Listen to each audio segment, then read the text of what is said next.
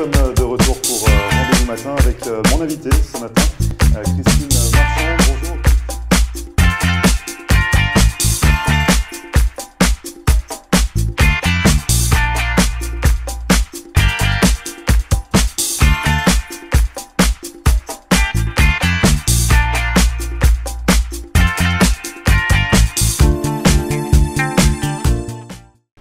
Bonjour à tous, bienvenue, nous sommes le mardi 20 juin, merci de regarder Rendez-vous Matin, votre émission quotidienne qui donne la parole à ceux qui font l'actualité.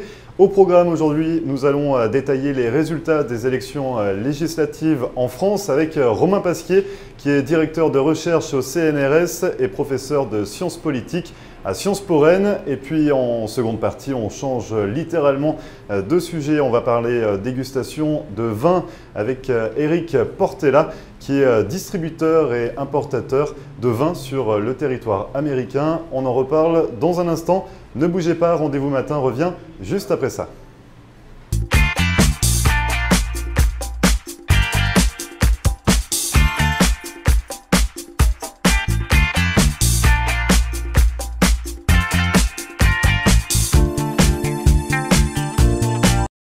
Marcel Poirier, avocate en droit de l'immigration américaine et membre du barreau de la Floride.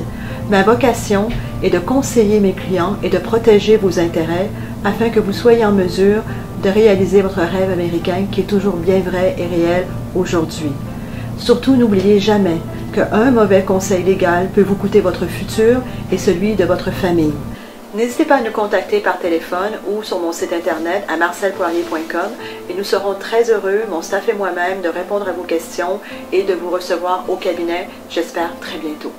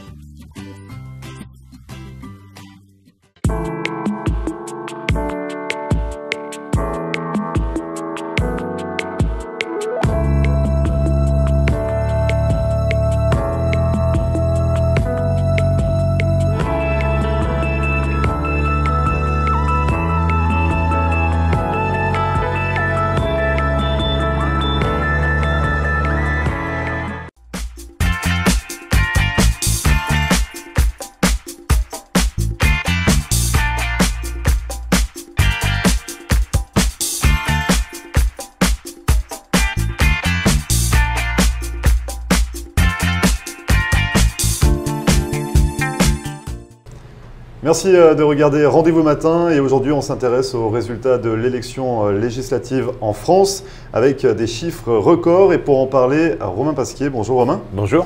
Alors vous êtes directeur de recherche au CNRS et professeur de sciences politiques à Sciences Po Rennes et vous êtes un petit peu notre expert ce matin dans l'émission, donc on va revenir sur cette victoire écrasante des candidats La République En Marche, d'Emmanuel Macron. On parle de 350 sièges pour Emmanuel Macron dans cette nouvelle Assemblée nationale. Est-ce qu'on a un petit regard? Est-ce qu'on peut parler d'une politique qui est sur roue libre maintenant? Ou comment ça va se passer pour Emmanuel Macron?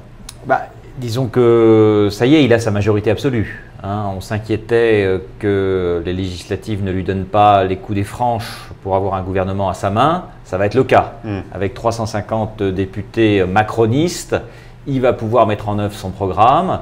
Il n'a pas de risque majeur de voir cette majorité s'effriter. Elle est large, elle sera stable, elle sera solide. Les potentiels risques peuvent venir en revanche peut-être de la rue. De la rue, c'est ça en fait, disons des mouvements sociaux, c'est ce qui peut contrebalancer le pouvoir un petit peu? Disons qu'avec une telle victoire très importante, sans doute un peu moins importante que ce que les sondages nous annonçaient, mais tout de même elle est large, mais dans un contexte d'abstention forte, avec une abstention forte du côté des mélenchonistes, du côté du Front National. On voit bien que chez les franges plus cale de notre spectre politique, on peut avoir cette tentation d'un 3e tour ou d'un 4e tour social. Et donc en fonction de l'agenda des réformes qui s'annonce chargé, en particulier sur le marché du travail, on peut très bien imaginer qu'il y ait effectivement des mobilisations sociales qui puissent être relayées par un certain nombre de ténors qui sont désormais au sein du Palais Bourbon. Je pense à Jean-Luc Mélenchon, je pense à Marine Le Pen, bien sûr. Donc là, ça pourrait effectivement être une vraie opposition. Certains craignaient qu'il n'y ait pas d'opposition. Je pense qu'il y en aura une. Alors elle ne sera peut-être pas simplement au Palais Bourbon, mais elle sera à la fois dans la rue et au Palais Bourbon. Parce qu'ils sont quand même 8 au sein du Front National à l'Assemblée, 17 pour la France Insoumise. Oui. C'est quand même peu par rapport à 577. Donc ils auront leur mot à dire, c'est ça, pour contrebalancer le pouvoir. Mais tout se passera dans la rue si jamais il y a besoin de contrebalancer le pouvoir. Disons que la France Insoumise va pouvoir créer un groupe parlementaire, c'est important, pour avoir un certain nombre de droits à la parole en particulier au sein de l'hémicycle, le Parti Socialiste également.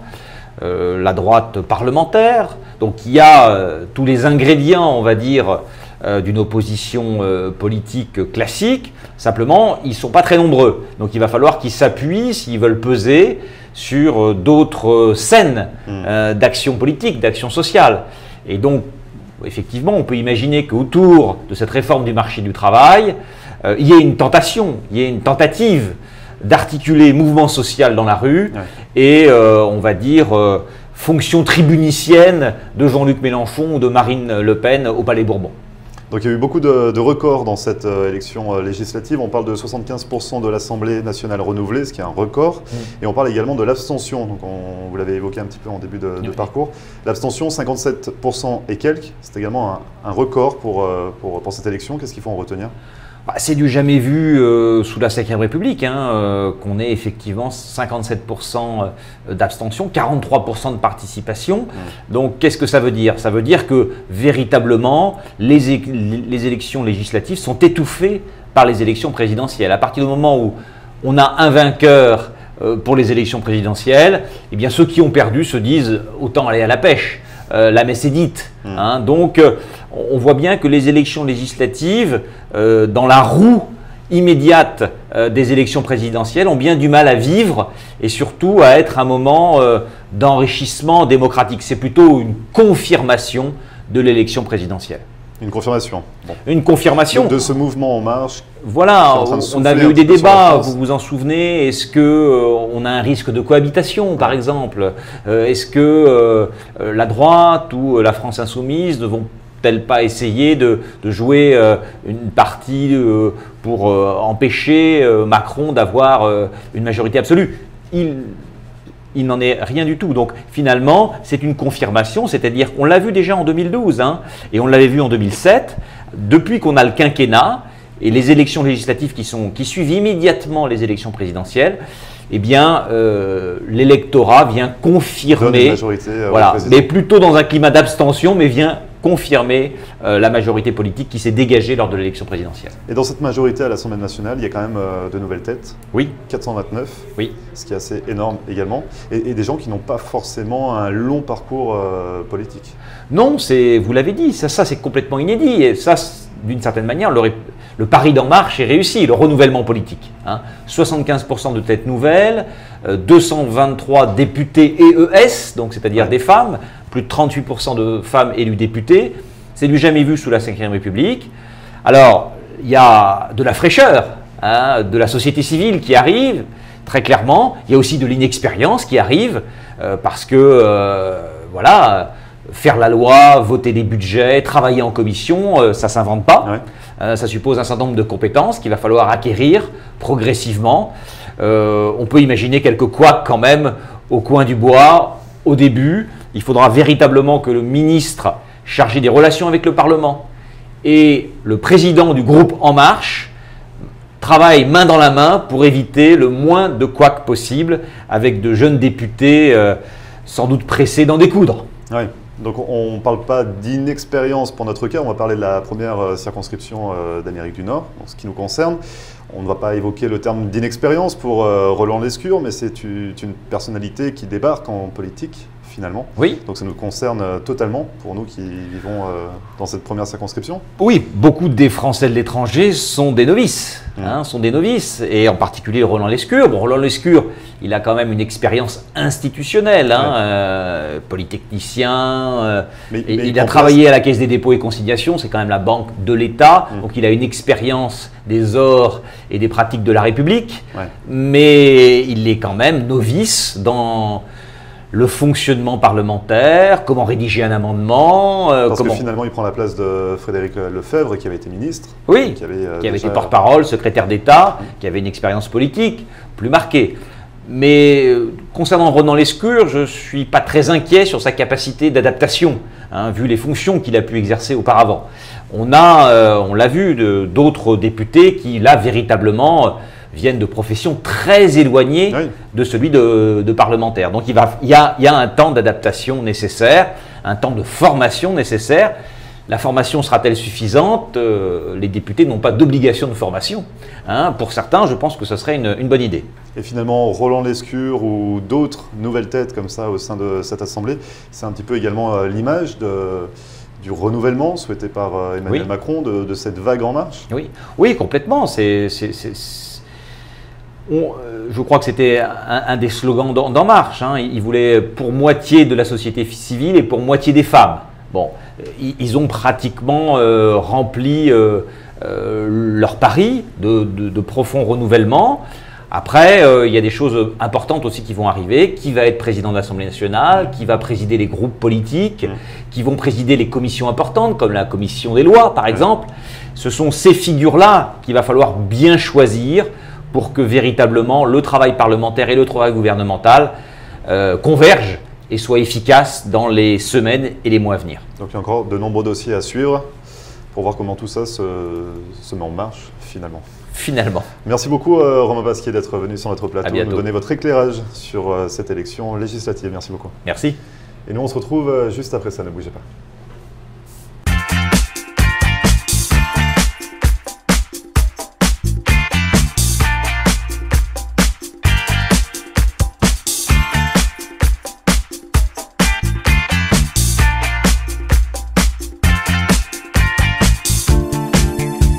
Le lycée franco-américain de Cooper City organise ses camps d'été à partir du 12 juin jusqu'au 4 août. Vos enfants âgés de 4 à 12 ans pourront ainsi bénéficier de nombreux ateliers, de la création théâtrale, de la danse, du jardinage, des cours de cuisine, de la gymnastique, de la pêche ou encore des activités aquatiques. Ces camps d'été offrent également des cours intensifs en français, espagnol et anglais, permettant à vos enfants d'acquérir ou de perfectionner ces langues tout en s'amusant. Pour plus d'informations et pour toute souscription, contactez le lycée franco-américain de Cooper City par téléphone au 954 237 0356 ou sur internet www.lycéefrancoam.org.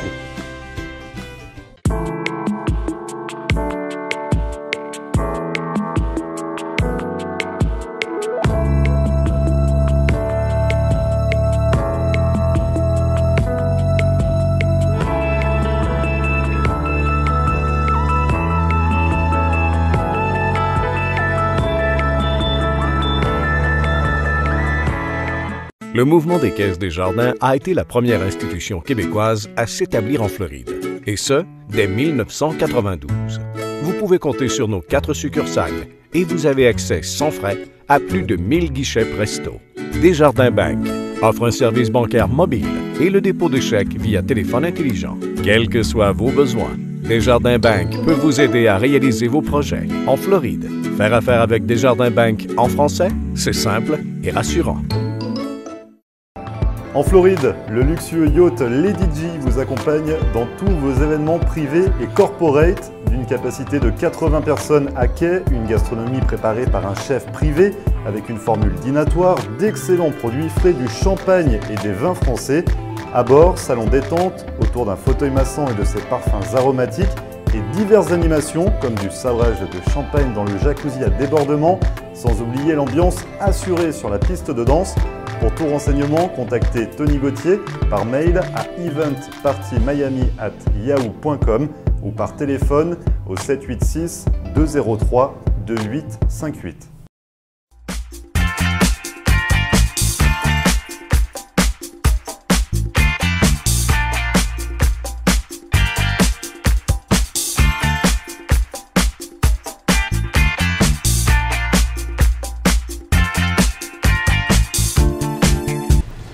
Et voilà, nous sommes de retour pour cette seconde partie de Rendez-vous Matin. Et tout de suite, nous allons parler dégustation de vin à boire avec modération, forcément, avec Eric Portella. Bonjour Eric. Bonjour Grégory. Alors vous êtes distributeur et importateur. Distributeur, oui. De vin ici en Floride depuis 4 ans, c'est ça? Depuis 4 ans, c'est ça. Vous avez votre société PG Fine Wine. PG Fine Wine, j'ai créé ça avec mon partenaire Pierre Grillo.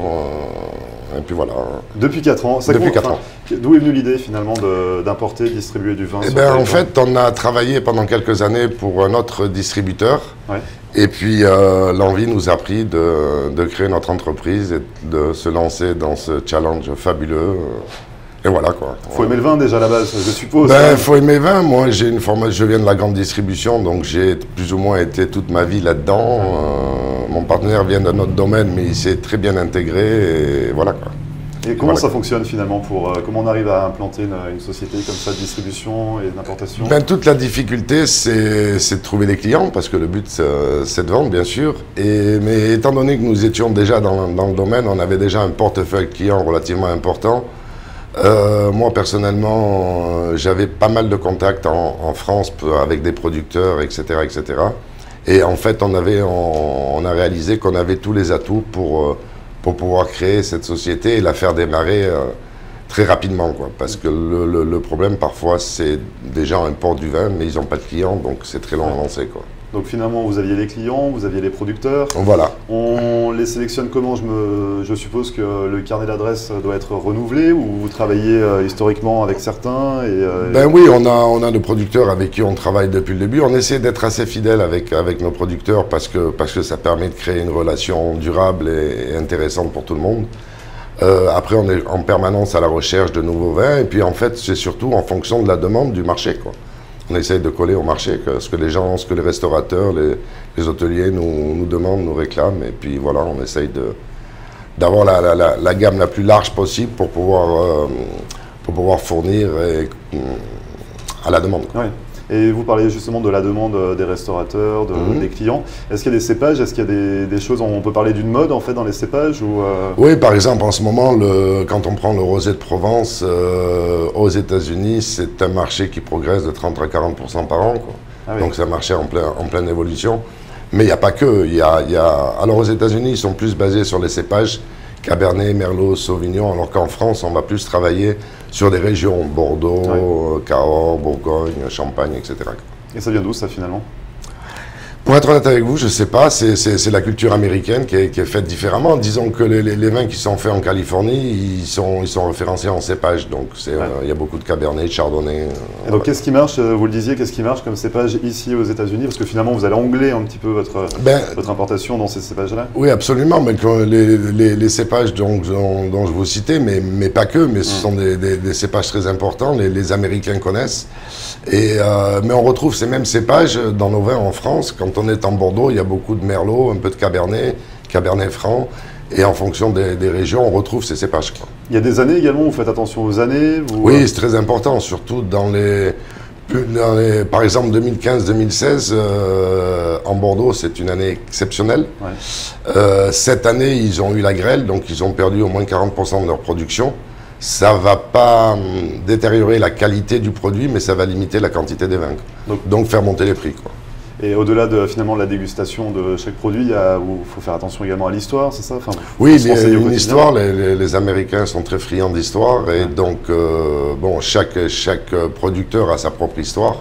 Et c'est bien de l'apporter au client, de lui expliquer, et les Américains aiment ça, quoi. Et du coup, on parle de cartes, on parle de cave, on parle de quoi pour un distributeur? La liste de vins que vous avez, c'est une carte, c'est ça finalement? C'est un catalogue, un portfolio, quoi. Voilà. Il est rempli comment? On trouve quel pays à l'intérieur? Quel cépage? Alors, vous proposez quoi finalement? On essaie de balayer un petit peu tout ce que les gens nous demandent. Donc, on a des vins français, italiens, espagnols, chiliens, américains bien sûr. New Zealand, Australie, voilà quoi. Un petit peu tous les pays. Il nous manque l'Afrique du Sud, mais on s'y attache. En Afrique du Sud aussi, on fait en Afrique du Sud, ils font de très bons vins, absolument. Portugal aussi, on a des vins. Enfin, voilà quoi. Et qu'est-ce qu'ils vendent mieux? Quels sont les pays qui s'exportent le mieux? La France, l'Italie, l'Espagne. Ouais. Je vous les donne à mon avis dans l'ordre. France, Italie, Espagne, c'est les plus gros producteurs de vin, quoi. Alors, ce sont des vins complémentaires et différents. Et puis bien sûr, tout ce qu'on trouve aux États-Unis. Là, on vient de faire entrer des vins de New York. Peu de gens savent qu'il y a des vins sur New York, mais c'est des vins excellents, quoi. Donc à découvrir sur votre catalogue. Voilà, maintenant on a ça dans notre portfolio et puis on va présenter tout ça à nos clients, quoi. Il y a du rouge, il y a du blanc, il y a du rouge, il y a du blanc, il y a du rosé, absolument, des vins doux, il y a un petit peu tout, quoi. Mais essentiellement, encore une fois, c'est du chardonnay, cabernet franc, mais qui viennent de différentes states.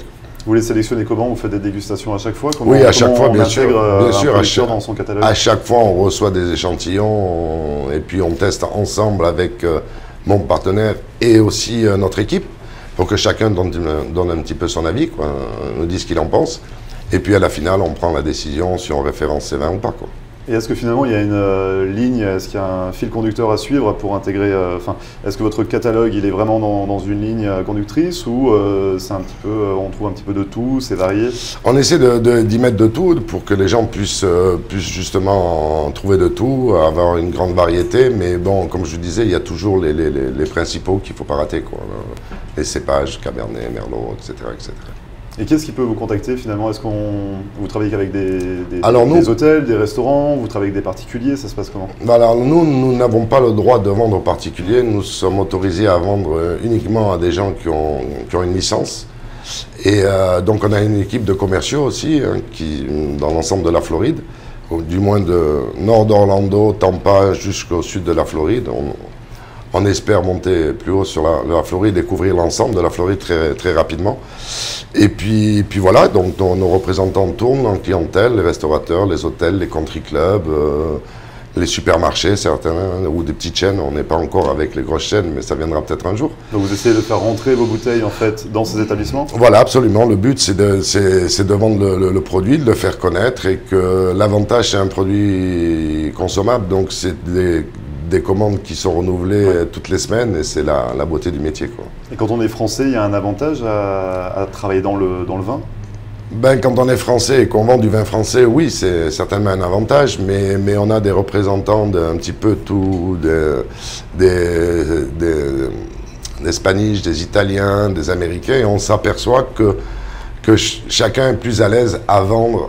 Par exemple, pour l'Américain, il va plus démarcher les restaurants américains parce que c'est la culture, c'est plus facile certainement. Mais les Français ont une image de connaisseurs de vin. Absolument. La France est bien vue à ce niveau-là. Puis les vins français sont très bons. Et contrairement à ce qu'on pourrait croire, les vins français sont souvent moins chers que les vins américains, quoi. Les vins français sont moins chers? Malgré l'importation, le coût d'importation, de taxes. Mais comment c'est possible? Et ça, il faudrait demander aux producteurs américains, mais personne ne nous a donné la réponse. Je ne sais pas. En fait, en France, nos producteurs sont très, très compétitifs. Et d'ailleurs, c'est un marché à l'export qui se passerait bien pour les Français. Donc là, si je comprends bien, vos vins sont disponibles en Floride? Absolument. Seulement, puis peut-être dans d'autres... Oui, on a quelques distributeurs avec qui on travaille, mais on ne s'est pas encore vraiment attaché. Chicago, Colorado, Michigan, mais pour l'instant, on se concentre surtout sur l'ensemble de la Floride. Et quand on aura couvert l'ensemble de la Floride, à ce moment-là, on essaiera de... Partir à l'attaque du reste. Partir à l'attaque du reste des États-Unis. C'est un gros challenge, hein. Donc, si on a une licence, Eric, si j'ai bien compris, pas de particulier, mais si on a une licence, on peut vous contacter, c'est ça? Si oui, absolument, à travers notre site. Pour faire intégrer vos vins dans les différents établissements? Absolument. Vous avez donc un site internet? Oui, www.pgfinewine.com. Qui s'affiche également en bas de l'écran. Ok. Merci beaucoup Eric d'être venu sur notre Grégory. plateau nous parler de votre carte, de votre catalogue des vins. Et puis bonne continuation pour la suite. Merci, bonne journée. Et on se retrouve juste après la publicité.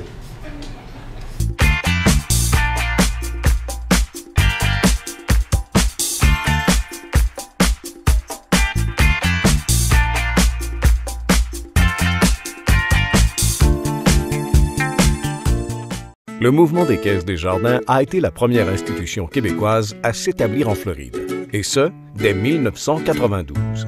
Vous pouvez compter sur nos 4 succursales et vous avez accès sans frais à plus de 1000 guichets Presto. Desjardins Bank offre un service bancaire mobile et le dépôt de chèques via téléphone intelligent. Quels que soient vos besoins, Desjardins Bank peut vous aider à réaliser vos projets en Floride. Faire affaire avec Desjardins Bank en français, c'est simple et rassurant. Marcel Poirier, avocate en droit de l'immigration américaine et membre du barreau de la Floride. Ma vocation est de conseiller mes clients et de protéger vos intérêts afin que vous soyez en mesure de réaliser votre rêve américain qui est toujours bien vrai et réel aujourd'hui.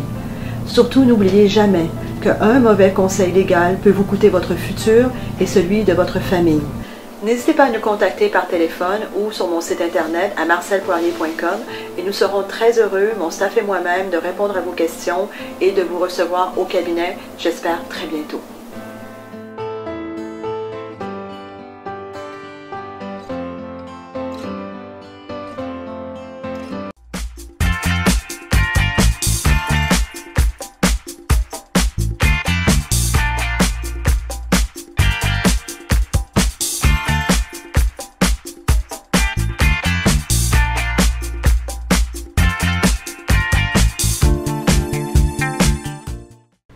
Merci à tous d'avoir suivi Rendez-vous Matin, c'est fini pour aujourd'hui. Une émission à retrouver en podcast comme à chaque fois sur notre page Facebook floride.tv. Et puis si vous souhaitez réagir à ce que vous venez de voir, n'hésitez pas à nous envoyer un message à notre adresse floride.tv@gmail.com. D'ici là, je vous souhaite une excellente journée et on se retrouve demain pour une nouvelle émission dès 9 h. Très bonne journée.